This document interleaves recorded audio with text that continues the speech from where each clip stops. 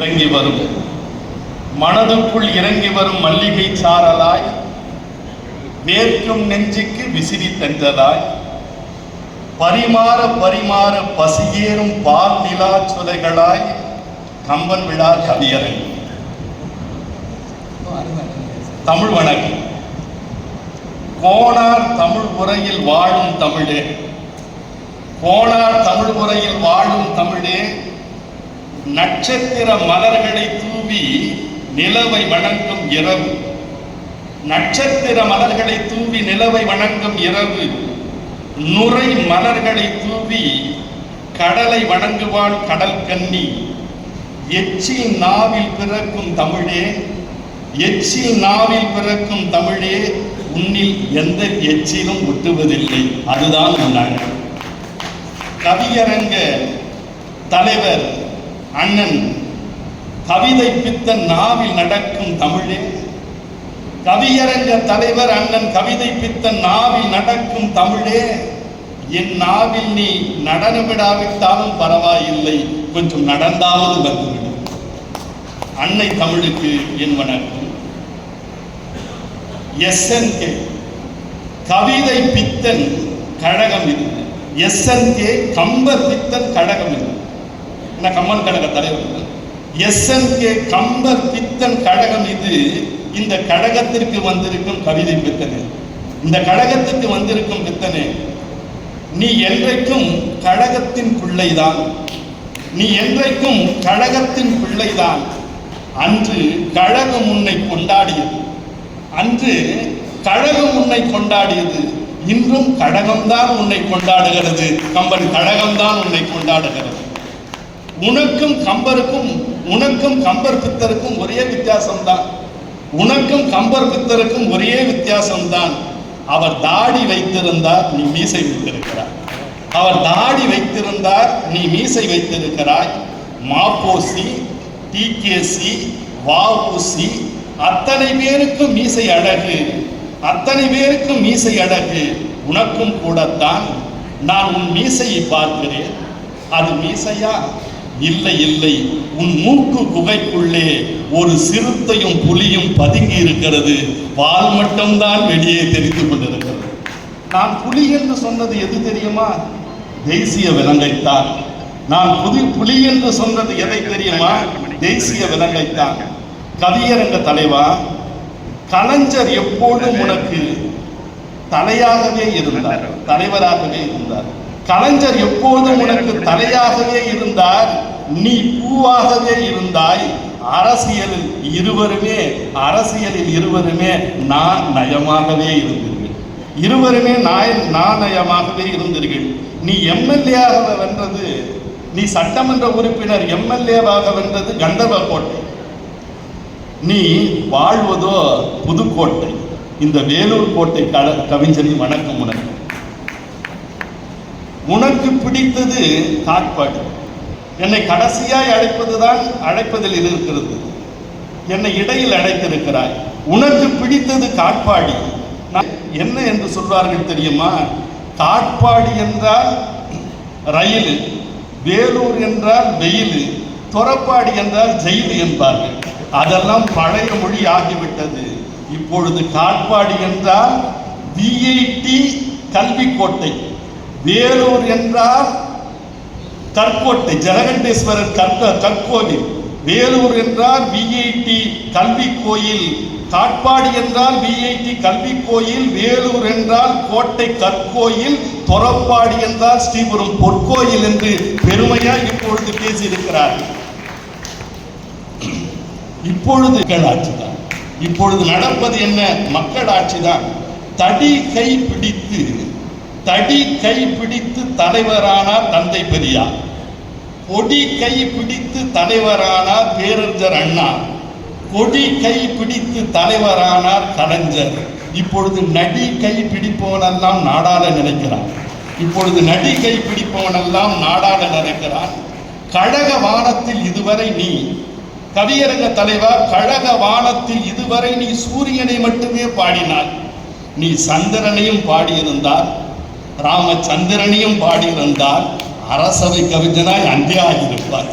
அரசனை கவிஞனை அன்றையாகிருப்பால் இடிக்காமல் மேகங்கள் பொழிவதில்லை, ஏற்றாமல் தீபங்கள் எரிவதில்லை, உடைக்காமல் கருமுட்டை உயிர்ப்பதில்லை, உதிராமல் புதுமலர்கள் பூப்பதில்லை, வெடிக்காமல் பாறைகள் திறப்பதில்லை, விதைக்காமல் புது விதைகள் முளைப்பதில்லை, நீ தலைமை ஏற்காமல் கவியரங்கம் சிறப்பதே. மண் நிமிர்ந்தால் மலையாகும், தண்ணீர் நிமிர்ந்தால் அருவியாகும், தமிழ் நிமிர்ந்தால் கவிதை பித்தனாகும், தமிழ் நிமிர்ந்தால் கவிதை பித்தனாகும். நீ சினிமாவில் குத்துப்பாட்டு பாடாமல் கழகத்தின் கொள்கைக்காக எப்பொழுதும் எத்துப்பாட்டு பாடியவன் நீ. கவிஞர்கள் நாங்களெல்லாம் வேண்டுவது என்ன தெரியுமா? அவையோரே கவிஞர்கள் நாங்களெல்லாம் வேண்டுவது என்ன தெரியுமா? நாங்கள் தட்டு வரிசை கேட்பதில்லை, உங்கள் கை தட்டுதான் கேட்கின்றோம். கம்மன்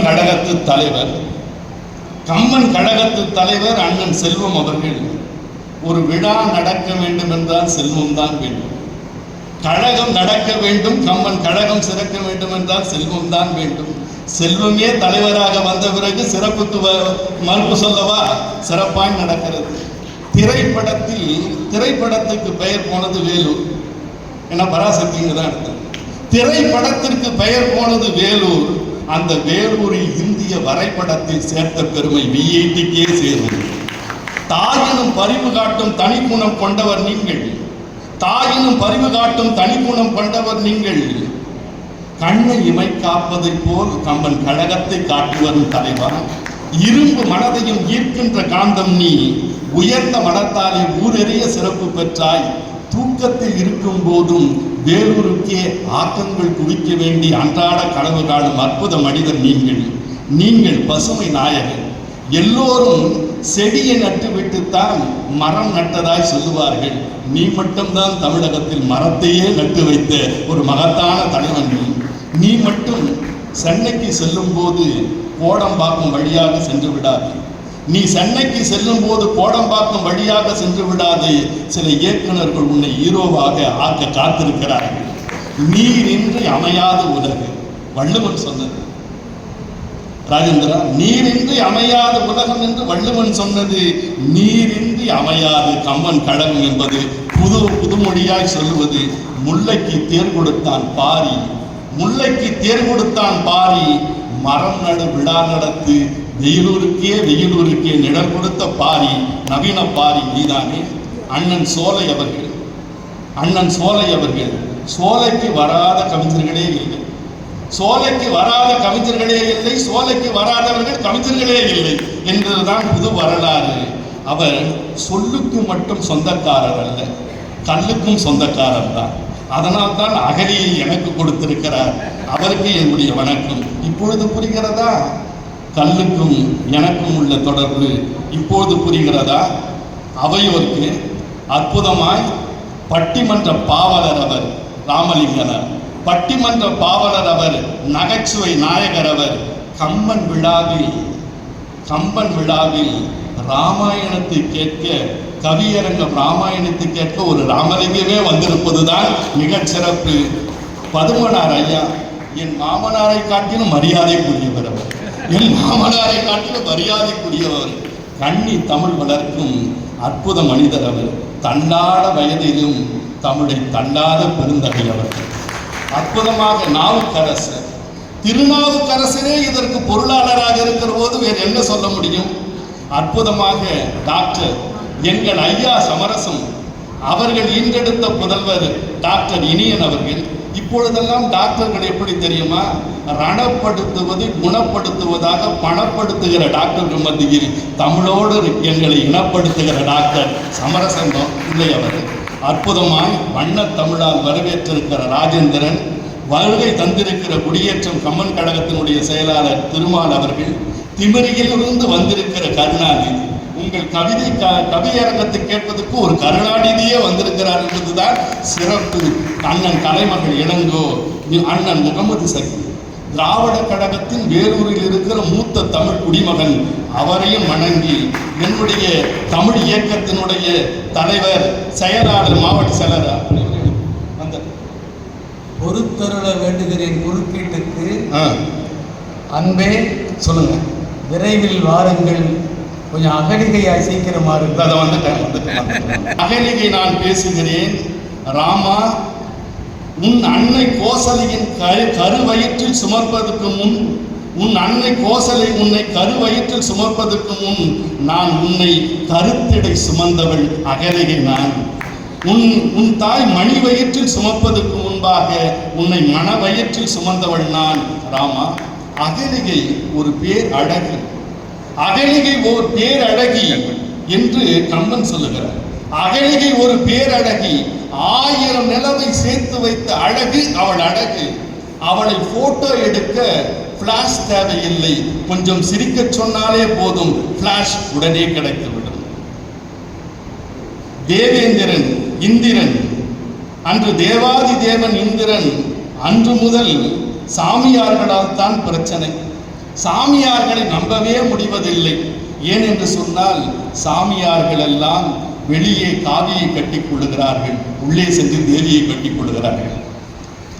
அகலிகை கமலங்கள் பூத்திருக்கும் குளத்தில் அவள் கழுத்து வரை நின்றிருந்தால் பூவேது முகமேது என்று புரியாமல் விழித்திருக்கும் வண்டு, அவள் கண்களை மீன் என்று கொத்த வரும் கொக்குகள். இந்திரா, அகலிகை சொல்லுகிறான், இந்திரா, உன்னால் தானே ஒரு நெருக்கடி நிலை வந்தது. இந்திரா, உன்னால் தானே ஒரு நெருக்கடி நிலை வந்தது. என் குடும்பத்தில் குழப்பம் வந்ததற்கே இந்திரா நீதானே காரணம்.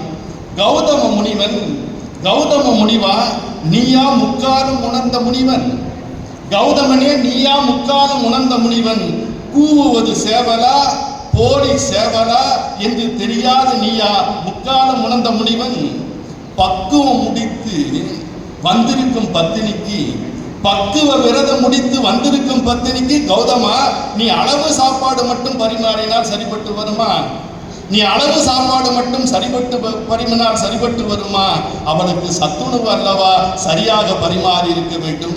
அகலிகை குடிக்குள் இந்திரன் பூனையாய் போனான். ராமாயணம் சொல்லுகிறது, அகலிகை குடிக்குள் இந்திரன் பூனையாக போனான். பூனையாய் ஏன் இந்திரன் போனான் தெரியுமா? பூனைக்குத்தான் பால் உணர்ச்சி அதிகம் என்பதால் இந்திரன் பூனையாக போனான். பூனைக்குத்தான் பால் உணர்ச்சி அதிகம் என்பதால் இந்திரன் பூனையாக போனான். வால்மீகி ராமாயணத்தில் ராமன் கால்பட்டு கல்லாய் கிடந்த அகலிகை உயிர்ப்பித்தார் என்று எழுதினான். ஆனால் கவி சக்கரவர்த்தி கம்பன் எப்படி எழுதினான் தெரியுமா? ராமன் கால், இவன் ஏகபத்தினி விரதன், இன்னொரு பெண்ணின் மீது கால் படக்கூடாது என்று நினைத்து தமிழ் பண்பாட்டை தூக்கி பிடிக்கும் கம்பன் எப்படி எழுதினான் தெரியுமா? அவன் கால் பட்டு அகலிகை பெண்ணாகவில்லை, கால் துகள்பட்டுத்தான் அவன் பெண்ணானான் என்று அற்புதமாக எழுதினான். கால் துகளுக்கு என்ன பெயர் தெரியுமா? தூசு என்று பெயர்.